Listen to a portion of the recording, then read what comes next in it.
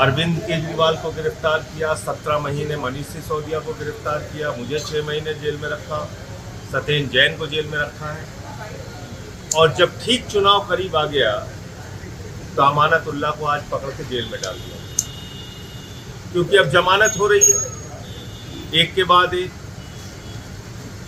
और अब अरविंद केजरीवाल जी को भी जमानत मिलने वाली है, वो भी बाहर आने वाले हैं, तो कोई ना कोई खबर चाहिए, तो अमानतुल्लाह को गिरफ्तार कर लिया। निराधार बेबुनियाद कोई मामला नहीं है अमानतुल्लाह के खिलाफ। कैसे गिरफ्तार किया गया? एक इंसानियत होती है, इंसानियत को कुचल कर गिरफ्तार किया गया। अमानतुल्लाह की सासू माँ का कैंसर का ऑपरेशन हुआ है 3-4 दिन पहले, वो गंभीर हालत में अस्पताल से यहाँ लाई गई और घर पे एक वृद्ध महिला जो जिंदगी और मौत से जूझ रही है, घर वाले बता रहे हैं कि भाई उनकी हालत ठीक नहीं है, हमने आपसे लिख के समय मांगा है। ऐसा भी नहीं कि ईडी को नहीं पता था। अमानतुल्लाह की मदर इन लॉ के बारे में ईडी को नहीं पता था, ये भी नहीं है। लिख के सूचना दी गई कि हमें कुछ समय दे दीजिए, हमारी मदर इन लॉ की तबीयत खराब है, उनको कैंसर हुआ है, कुछ वक्त दे दीजिए, हम इन्वेस्टिगेशन जांच करेंगे।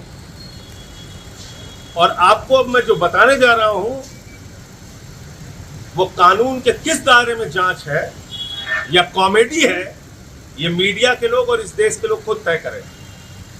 2016 में वक्फ बोर्ड का एक मामला बनाया जाता है और उस मामले के आधार पर सीबीआई पर्चा दर्ज करती है। पहला पर्चा 2016 में, 6 साल तक सीबीआई जांच करती है उस मामले की। 6 साल के बाद फाइनल चार्जशीट दाखिल करती है, अमानतुल्लाह को गिरफ्तार नहीं करती है और सीबीआई कहती है उनके खिलाफ रिश्वतखोरी का, भ्रष्टाचार का, आर्थिक अपराध का कोई मामला नहीं मिलता। 2020 में इसी मामले में एंटी करप्शन ब्रांच एसीबी वो मुकदमा लिखती है। इसी मामले में ईडी कूद पड़ती है, ईडी मुकदमा लिखती है। 2022 में एसीबी अमानतुल्लाह खान को गिरफ्तार करती है। अमानतुल्लाह खान को उसी मामले में जमानत मिल जाती है।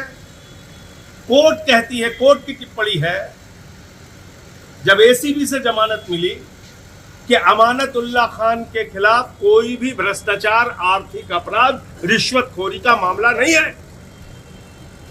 उसके बावजूद 2023 में अमानतुल्लाह खान के घर पे ईडी का छापा होता है, ईडी की छापेमारी चलती है। फिर 2024 में ईडी बुलाती है, 13 घंटे तक पूछताछ करती है। किस मामले में पूछताछ कर रहे हो?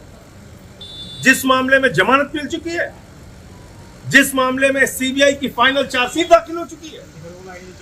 ये ड्रामा नहीं है, कॉमेडी नहीं है, तो क्या है?